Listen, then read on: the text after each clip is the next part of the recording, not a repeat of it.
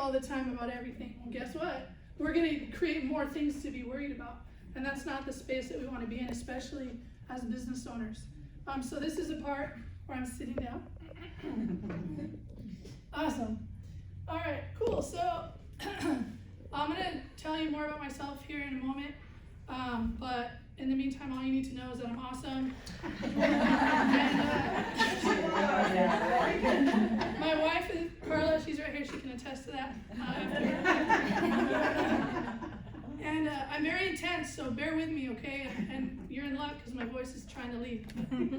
I'm very intense, so at times, like, you're going to need to put on your seatbelt. I do say words that are not good. I consider backwards, I guess. And I'm not apologizing for that because that's who I am. And since I'm being authentic, I'm going to roll how I usually roll, and it's a game time. So let's do this. Awesome. It's important that we're authentic, guys, right? In our business. Yes. And that we don't come from a place of, how am I doing, Kelly? That we don't come from a place of need, right? We don't want to be needy. Right. No.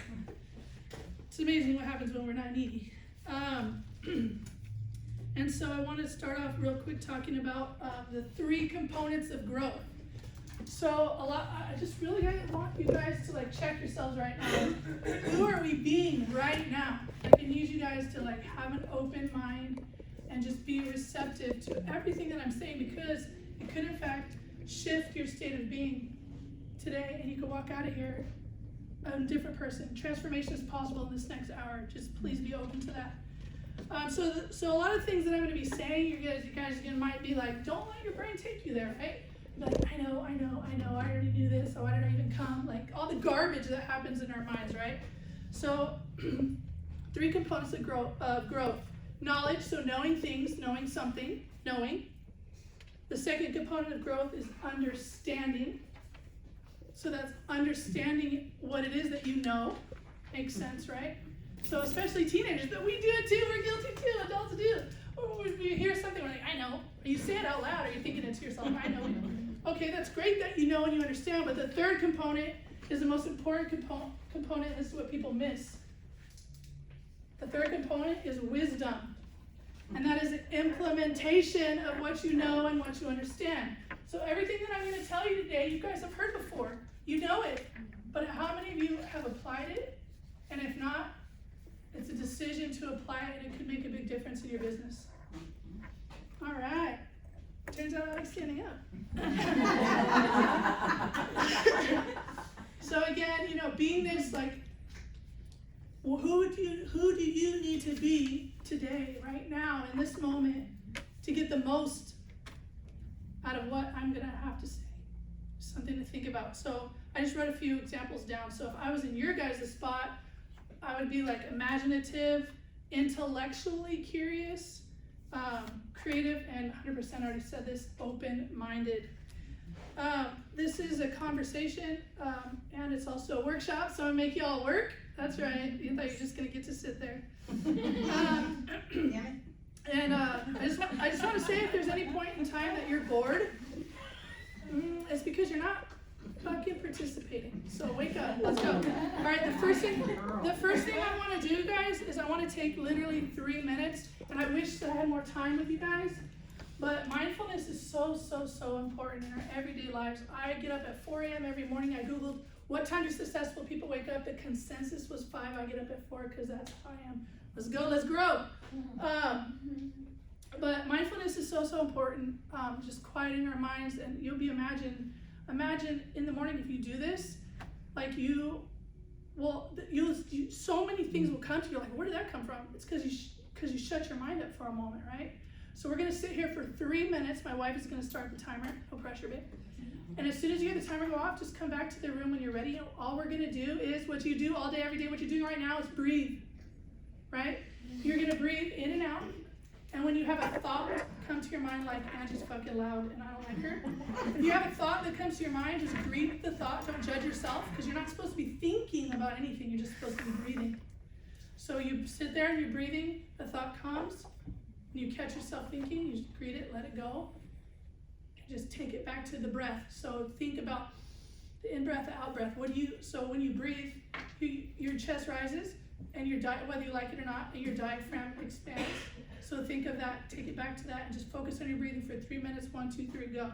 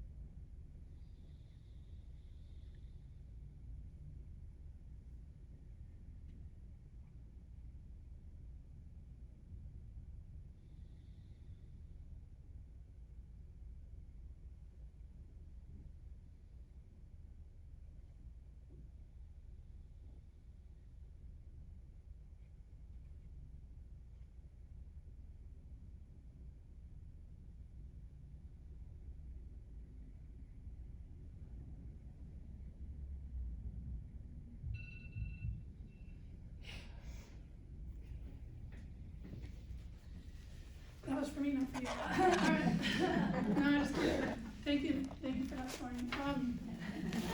That was 3 minutes. It felt like a lifetime, right? But now we're all present. Now we're all here. We are where our butts are. We are where our feet are. It's so important for us to walk around all day, every day, especially in our business, right? Like being present, not listening to your client, not thinking about what you have to say in response to what they're saying. Just actually being there, listening. Fun fact, only 2% of people are taught to actively listen. Some of you might not know what active listening is, right? Or what it entails. I've been trained to actively listen. And I'm ask my wife, I'm a terrible listener. I'm a work in progress. Just kidding, universe, I'm a master listener. So 98% of people haven't been trained. So guess what that means? 98% of fucking people aren't listening to you. That's disturbing, right? So I encourage you to Google active listening to learn about it and be a better listener in your businesses. That's really going to be clutch. It's really going to be helpful. So there's this book. They're everywhere, right? It's called The Ultimate Coach. It's a book that's changed my life that I wanted to introduce you guys to. And I have copies for everyone here today. If there's not enough copies, I want to send one to your home in exchange for the book. And I ask, please, I'm begging you, this book is amazing. This book, you'll never guess what it's about. It's called The Ultimate Coach. This book is about you. It's about whoever's reading the book. And there's specific instructions on how to read the book. And it starts in the back, this part, and then the first 2 pages before the forward. It says before you began. It's a page and a half. Every time you pick up the book, so you read 10 pages, you put it down, then 2 days later you came to pick it up again. Before you can start reading it again, read the back and the first page and a half. And the book is about you. And please, do not take a book if you're not going to fucking read it, right? If it's going to be sitting on your shelf collecting dust, please don't grab one. This is like over $500 worth of books here, and I want people to have the book that's actually going to read it, and it will change your life if you follow the instructions. And literally line by line, this book is about you. You would never have imagined a book would have been written about you, right? Who in here has a book written about them? I do. All right, so I'm going to turn to page 248 real quick and read you about what remember I said it in a minute, I'm going to tell you a little bit more about myself. I put Kelly through this before. She's like, oh shit, here we go. So there's something in this book that's referred to as the I am document, and I created my own I am document, and I'm going to read it off to you guys, and you're going to be like, oh, scared. All right. But I just want to read you about it just so you know what it is, why I made this. So in the book on here, page 248, the self has an opinion about everything. It is constantly judging whether you are brilliant, stupid, bold, afraid, or good enough, or inadequate. Constantly. Creating a new way of being, beingness, by creating a list of declarations that are collectively known as the document. I call it the I am document. The statements in the document manifest the highest, noblest essence of who you are. That's what I do as a life coach, is I introduce people to themselves for the first time. A lot of us don't know ourselves like we think we do. They are you at your inner core, the you without baggage, the you without wounds, damage, or fear. I had a terrible childhood, right? My mom tortured me when I was a kid. Like, it was insanity. I was in foster care 14 to 18, 16 foster homes, 6 high schools. Like, I had a choice to make, right? Who I was going to be. Was I going to be the inmate, or was I going to be the correctional officer? And I chose the latter. They are you without the need to impress or struggle enough to be good. They are you, the you that you know that you are in your gut when you have moments of clarity. They are the you that soars. These statements, the statements that I made for my I am document, are not goals or affirmations. No. Goals are great, affirmations are powerful as far as they go, but too often goals and affirmations are short-sheeted by underlying beliefs. And what do we mean by beliefs? I don't know if you guys had a chance to read this yet. Can you read this for us, Kelly, please? We cannot believe in lack and expect to prosper at the same time. Our reality gravitates towards our beliefs. No matter how much we try to go in a different direction, we will keep on gravitating towards what we believe. And when do those beliefs start? Childhood. The second you come out of the womb. Everything your parents said and did, whether you like it or not. And I can't wait to talk. I wish we had more time to talk about the mind. I should have been a neuroscientist for sure. It's fascinating. It's so fascinating, but I'll tell you about that later. Okay, so the document.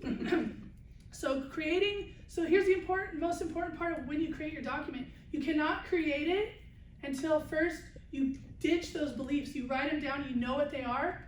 And creating goals and affirmations without first examining your underlying beliefs is what Steve calls putting frosting on dog poop. Yeah, putting frosting on dog poop.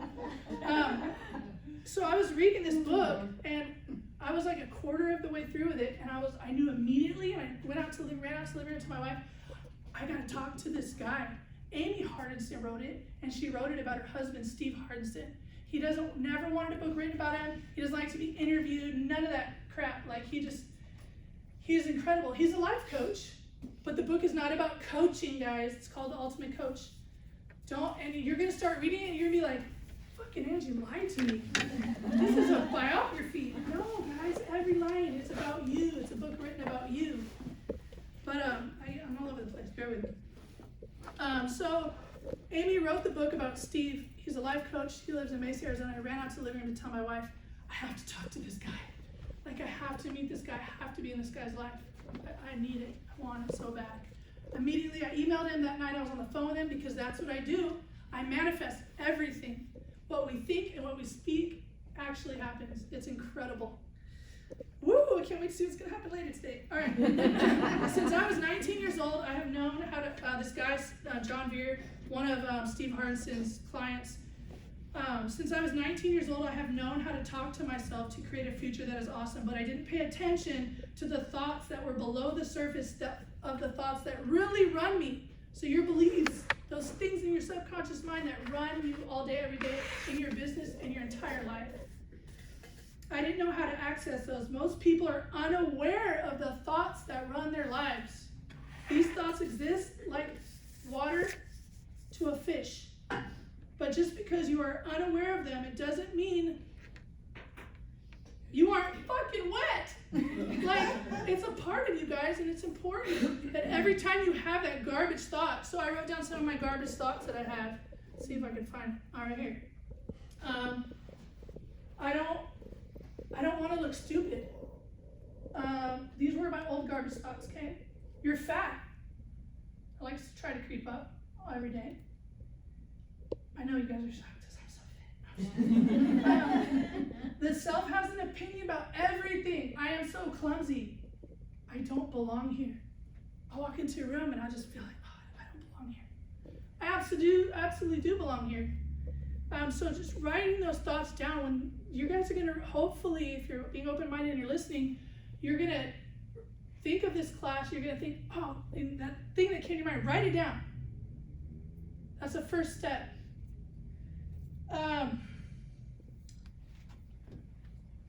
What are your beliefs?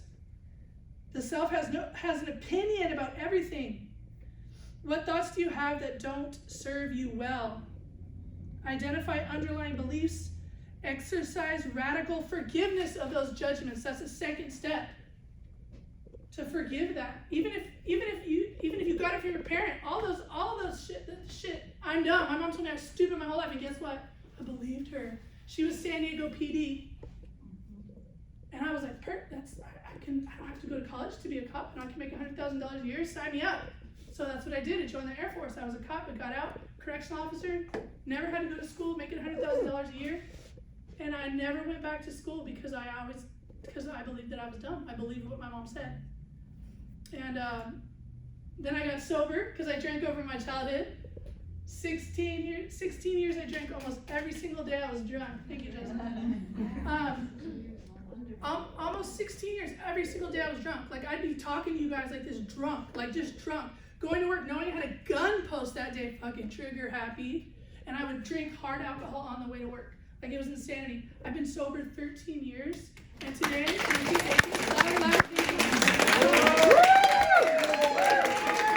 sober 13 years, and today, I know who I am, and I'm going to tell you who I am right now. I need a tissue. Anybody got Oh, I should have got tissue.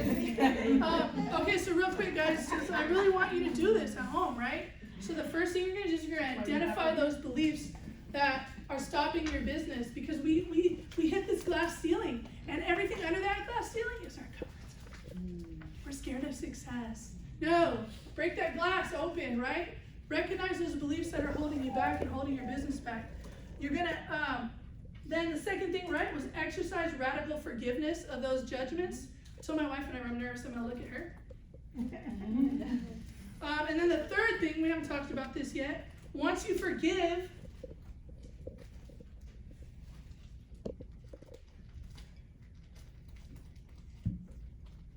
those beliefs that you've been having, no matter who gave them to you or where they came from, your ex-husband or whatever, then you're going to write your I am document. Not until you do those things, though, in that order. And this is who I am, guys. You ready? Put on your seatbelt. I read these to myself and I add to them daily if I think of new things. Every morning and every night. So powerful. The power is incredible.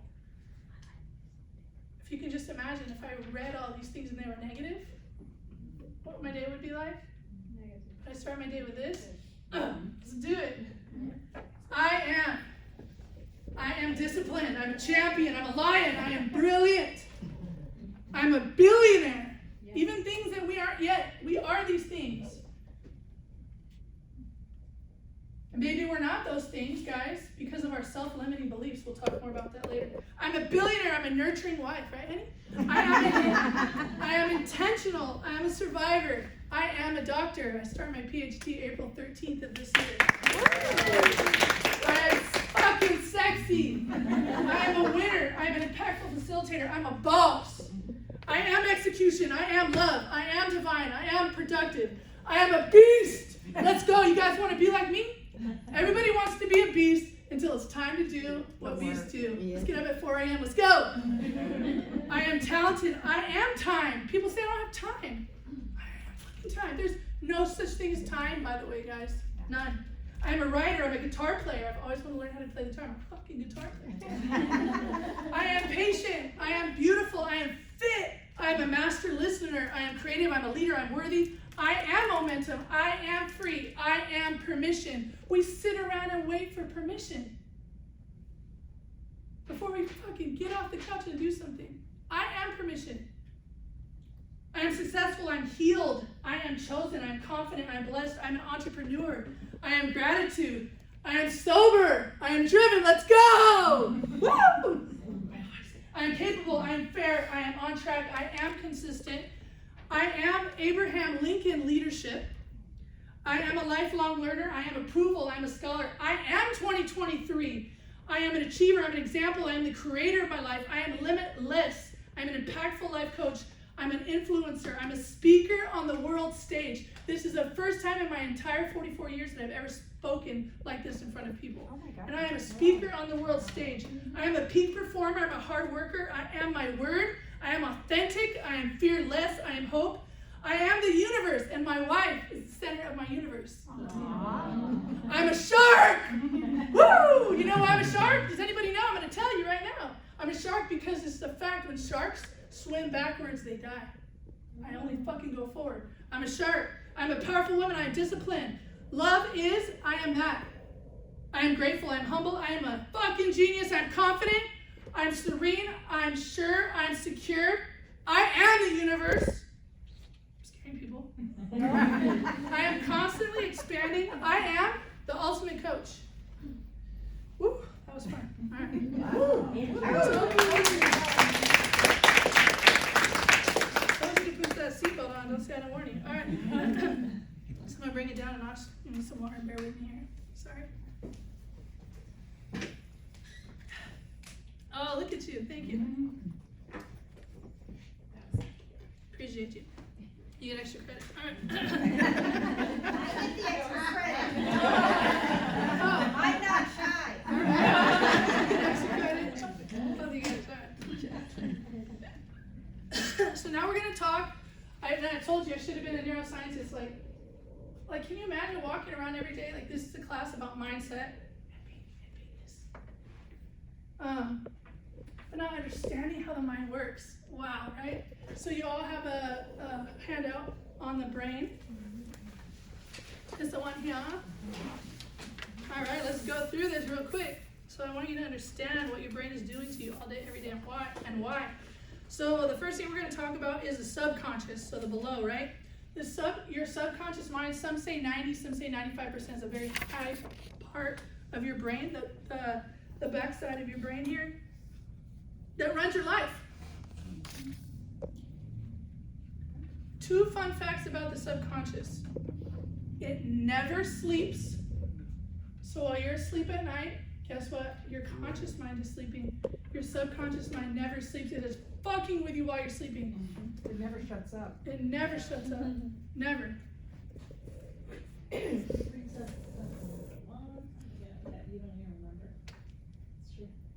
Yeah. She said it brings up stuff from a long time ago that you don't remember. Please, guys, anytime during this, want to say something, just speak. Like, this is, like I said, it's a conversation. I really want your guys' inputs or thoughts. Just raise your hand or blurt out. That's what I do when I'm in class. So your subconscious mind. So it says long-term memory holds your emotions and your feelings. And what? Give us a little bit more of your story. Because they don't know your story. My story? Yeah. How far you have come. Oh, well, I told you that Okay, I got tortured when I was a kid. My mom was terrible. She was an alcoholic. She ended up killing herself with alcohol at the age of 47 years old.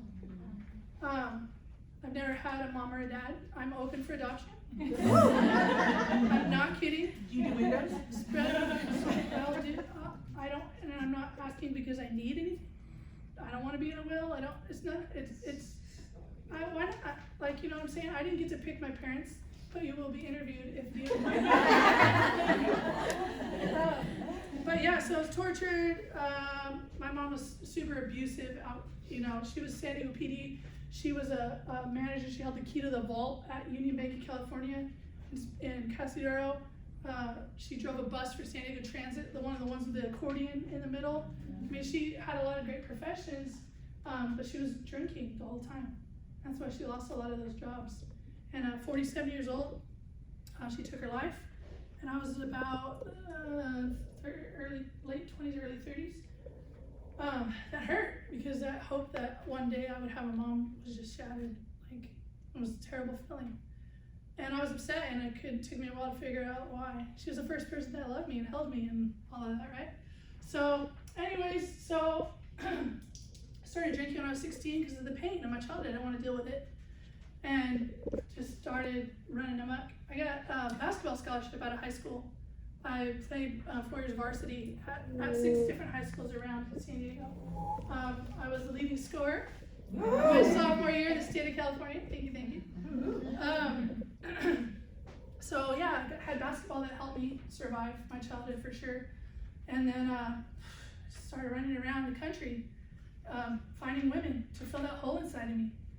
And nothing would fill the hole. Didn't matter how much I drank. Nothing mattered. So I was running around. Next thing you know, I'm in Wyoming for my scholarship. Then 2 months later, I walk away from my full ride, and I'm in Virginia drinking with my girlfriend. And then I come back to San Diego, and I cheat on her, and I'm with her ex-girlfriend. Lesbians, man. What does a lesbian bring on a second date? You all. And then after that, what happened after that? Oh, then I found myself in Florida, Panama City Beach, Florida. I was 18 years old. I was with a 23-year-old. She was in the Coast Guard. And I was working at Walmart and a car wash. And my sister was 22 with her master's degree, and my brother was a Marine.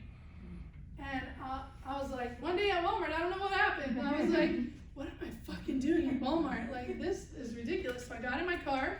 I drove across the country back to San Diego to join the United States Air Force. To date, I've been out since 2002, best thing I ever did. So joined the Air Force, and then became a correctional officer. That was insanity, putting myself in prison, but I didn't know any better. I was used to the violence, the police, the blood, everything. And so that was insane. Then I got assaulted by an inmate. One of the best things that ever happened to me. I had 2 amazing doctors that helped me realize that I put myself back in my childhood. I didn't realize what I had done. So I got retired, and I never had to go back to that. And then I got sober, and then I turned my will and my life over to my higher power, and I heard respiratory therapist. And I was like, with all due respect, sir, what the fuck is that? Like, I know the respiratory system's like one of the body systems, right? Just one. But I didn't know, like, it was a career thing, right? And so, and then 2 minutes later, I'm still praying, and 2 minutes later, I hit Rady Children's Hospital. I'm like, all right, well, dude, now you're starting to make sense because, you know, I love children. That's my superpower. If you have teenagers, send them over to me. Oh yeah, that's my specialty. I love kids. Any other ones? I too. I have an 11-year-old and a 5-year-old. You can take the 11-year-old. 11-year-old? Yeah, Go kids to make a it. concert on Monday with him, Caesar. I have kids make. Yeah. I have kids making their beds. Their parents are like, what did you tell them? I've been trying to get this kid to make their bed their whole life. And I'm like, you're telling them what to do. You're telling them make your bed, but you're not telling them why it's important to make their bed. And then you're teaching them discipline. Because a lot of times we do stuff based on how we feel, right? Feelings aren't facts. So discipline is doing things despite how you feel. Fuck a feeling. You think I feel like getting up at 4 a.m. Unless you're nuts. Half the time my wife's like, you're lying. It doesn't matter how I feel. I do it anyway. But where was I? So life was continuing. So I walked the next day after I got off my knees. I walked into Concord College, and I said, I'm here to be a respiratory therapist. There's like 15 people in the office, real loud, just how I am. I'm here to. What do I need to do? Where do I need to sign? Be a respiratory therapist. I'm going to work at Rady Children's Hospital. Everybody was like laughing, like literally laughing at me. And I'm like, let's laugh it up. What's up? Let's go.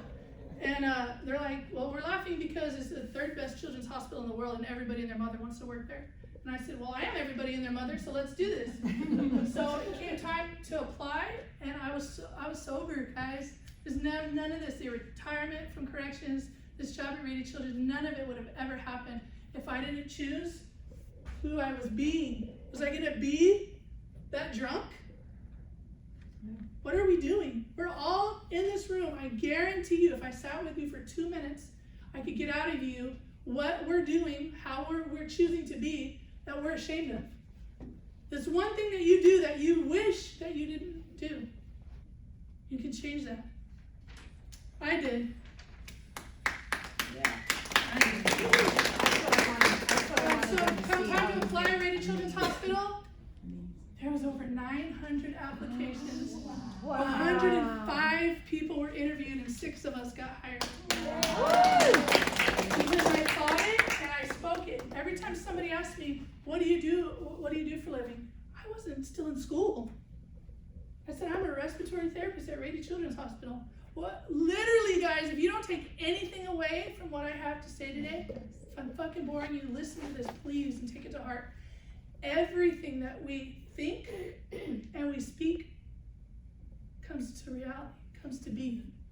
I was coaching somebody yesterday. He was telling me that he was driving home from work and he was annoyed. I just listened to him. I listened to the whole story. He was annoyed because he wasn't home yet. We love to fight reality. That's why we're laughing. We're constantly fighting reality, guys. I gotta stop doing that. Yeah. He was annoyed, and he was so annoyed that annoyance turned into something else for him to get annoyed about while he's driving home, and he's annoyed because he's not fucking home yet. This guy drives in front of him, cuts him off. They do this whole thing, and the reason this was for my Maze of Life franchise.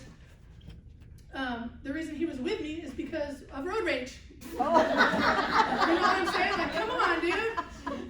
Fuck. You know, so I'm listening to the whole story, and then I'm like, why do you think that happened? I want you to know right now that you fucking create that for yourself, dude. Like, think about it. We do everything we think and we say happens, guys. That's really, really important. Okay, so subconscious. So I'm amazing. See, you get the point. All right. That's what interesting. Life. I've had a tough life, guys. Like so many things. I've been in the foster care thing. I've been through divorce. All things, right? Life is only 10% of what happens to us, and 90% how we react to it. Period. Anything could happen. I'm going to share something with you guys. I'm going to try really hard not to crack it.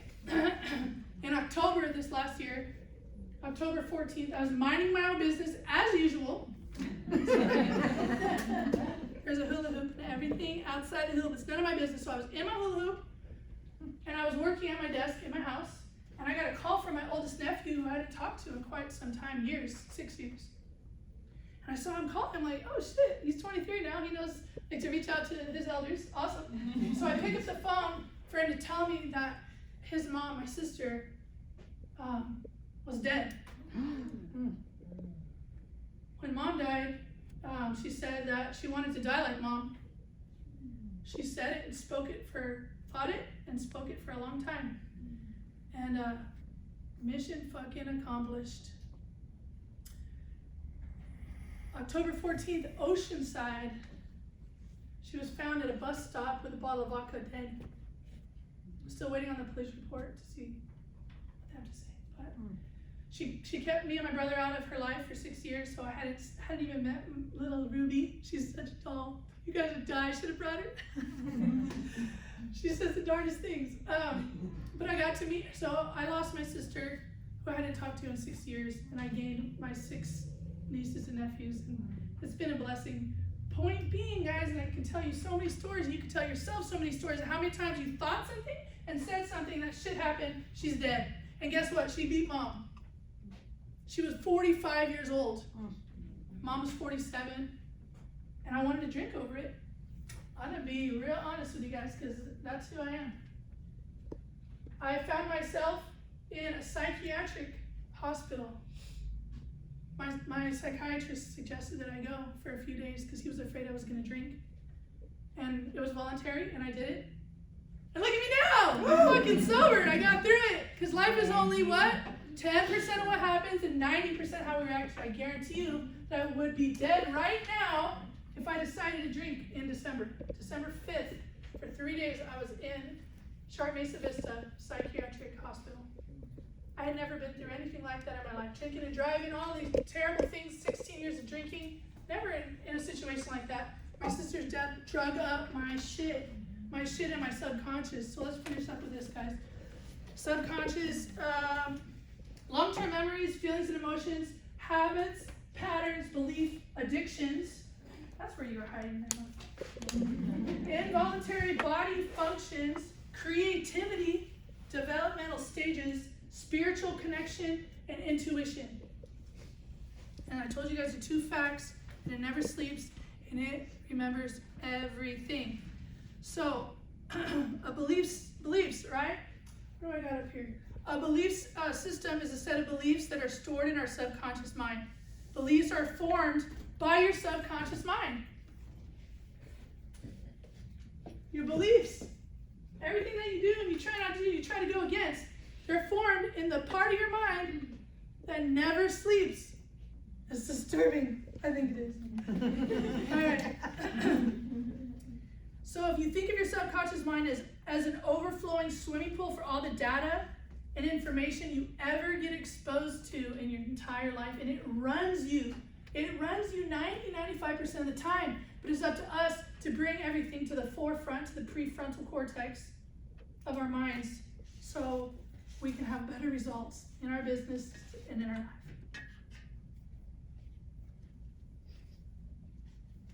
What are your subconscious core beliefs? For a decade, mine was, I'm dumb. I really believed that I was dumb. If I wasn't thinking it here, it was sitting back here.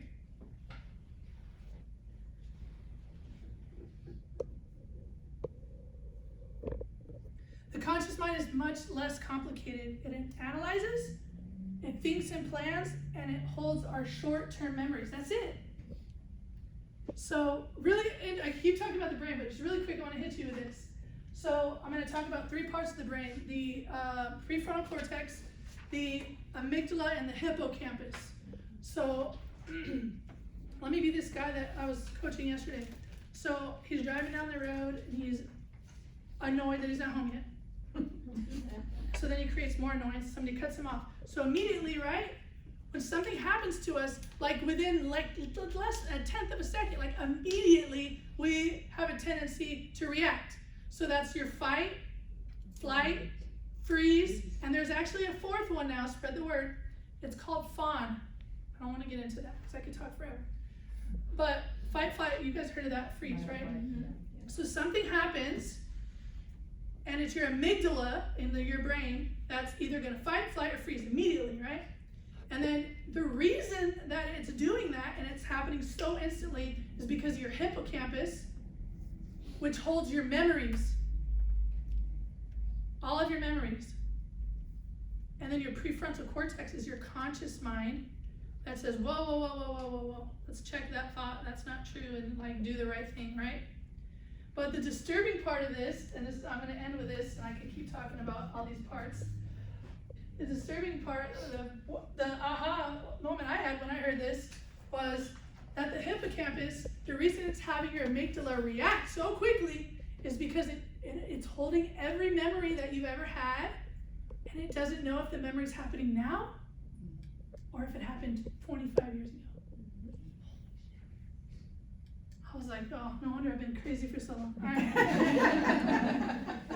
Humans have an average of 60 to 70,000 thoughts each day. That's a fact. So I'm not making this shit up. 60 to 70,000 thoughts per day running through your head. And it's up to us to choose which thoughts we want to attach ourselves to. Do we want to attach ourselves to the garbage? Or can we just greet that, not judge it, and let it go? Move on to the next thought. Because that rabbit hole, when we get irritated and we get upset, that rabbit hole that we go down, and we start our day like that, boom, boom, boom, boom. We don't know what's going to happen. It's up to us, whatever irritated us, or whatever happened or is happening, that we want to fight reality. It's up to us if we let that go or not. If we want, I don't want to attach to it or detach it with love. Man, I have so much I want to go through, and I only have 15 more minutes, so let's do this. All right. I talk fast, good thing. All right. So let's talk about our limiting beliefs, because that's huge. Our limiting beliefs. Thoughts. I'm big on definitions. I'm always Googling a word. I'm like, what's the definition of that word? Limiting beliefs. Thoughts, convictions, or opinions that we believe to be absolute truths that hold us back in shape or form. As a result, they prevent us from growing, achieving our goals, taking risks or new opportunities, or becoming the people we want to be because of our limiting beliefs. I'm going to be a billionaire. I have no, it's going to happen. And I like nice things. My wife is very fancy. She likes nice things too. But that's not why we're going to be billionaires. We're going to be billionaires because I can't wait to go out to dinner and tip $3,000, $5,000. Like, I fucking can't wait. I just want to give and donate, and that's going to be awesome. So these limiting beliefs, these things that we tell ourselves that aren't true, we need to address that, right? Address it and let it go. Because literally anything is possible. Anything is possible. I cannot stress that enough. And if you think something's not possible, it's because you have a limiting belief. How do you think people become billionaires? They let go of those. They believe it's possible, so it happens for them. Our beliefs affect what we think about ourselves, others, and the world at large.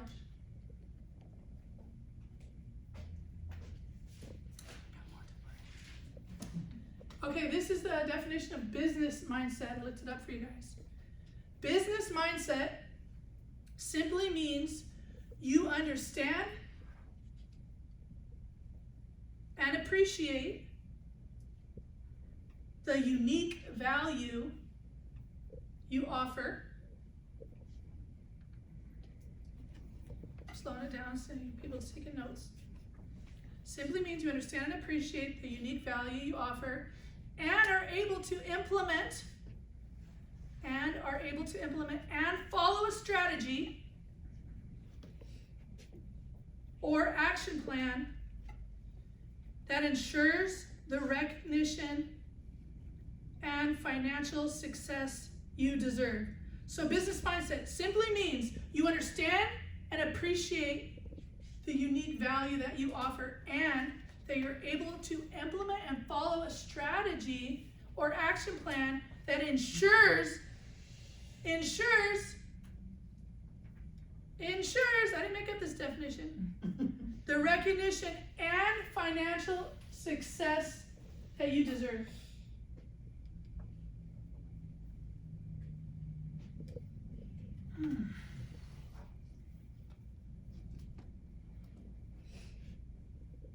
Does anybody have any comments on that? No, I just think it's brilliant because, like, for me, like, it's like things are coming to light that I really feel like these things, but there's things that hold me back, and I just think that those things that we were saying, garbage, like we have to let out somehow, and like put it in the garbage can and let it go, so that can be more open to those things that, you know, that we deserve and that we're like striving for. That's right. Yeah. That's right. Awesome. All right. And so you guys thought this was about mindset. This is my favorite part. You thought this was about beingness, and it is about those two things too. But we're also going to be talking about so we're talking about beingness, right? And what is the most powerful state of being? I'm not making this shit up. What is the most powerful state of being? Anyone? Gratitude. Awareness? Empty? None? Love. Thank you. Okay. Bam. Love. Hello. So if love is the most powerful state of being, why wouldn't we bring love into our business? My wife is trying to wrap her head around this. Some of you guys might be too. But I literally love every single person in this room. I would do anything for each and every one of you. Because that's who I choose to be. Love is, I am that. Just like people could be in a room of people and like hate the person on the other side of the room just because of how they look, or like they start judging them right away. Why can that happen? But I can't just go around loving everyone. So I tell everybody I love them, not in a romantic way, because that's who I choose to be. So what is the definition of love? It is an intense feeling of deep affection. An intense feeling of deep affection. Bringing love into your business because it creates positive effects on givers and receivers. It's a fact. The greatest effect of you bringing love into your business is it will alleviate anxiety and stress. Wow. Why would you not want to be in love? I love you guys. I love everybody. I love everything. I love what is. I don't fight with reality. I just love. Man, this is so simple, guys, but we make life so hard. We really do. I never have to look for love. I, Angie, never have to look for love because I'm always creating love. Just like I did today. Therefore, I'm always in love. And that is the highest, the most powerful state of being. Let's bring love into our business, guys. Just a thought. Who do we choose to be in every moment of every day? By raise of hands, how many of you have employees? Somebody that works for you? Are we all just 2, 3? Awesome, awesome. But guess what? That's okay, because this applies to the rest of you. Because I'm suggesting for the 3 of you that have your own businesses that if you don't already, start loving those people, because they're gonna feel the love. They're gonna give the love to your clients, and guess what's gonna happen next? You're gonna get more clients, and it's the most powerful state of being. But for the rest of you that don't have employees, this applies to you as well, because it's important that you love yourself, guys. You know, for a long time when I was drinking, I would look at myself in the mirror and I couldn't. How many of you have ever looked at yourself in the mirror? Like looked at your eye to eye, like look at yourself in the mirror. I can stand and love who you are. A couple people and I can. 3, 4, wow, 4 of us. It's powerful, guys, and we can all get there. It didn't happen for me overnight. It takes time. But then I could look for a couple minutes and I'm like, oh, I'm starting to like you. And I was like, oh, you're fucking cool, Angie. Yeah, so that's powerful, guys. So if you don't have employees that you can love, but even if you do, you still love yourselves, right? And then if you don't, then you just, all right, I'm gonna take a few more minutes to see what else I can torture you guys with. All right, so I have another handout real quick.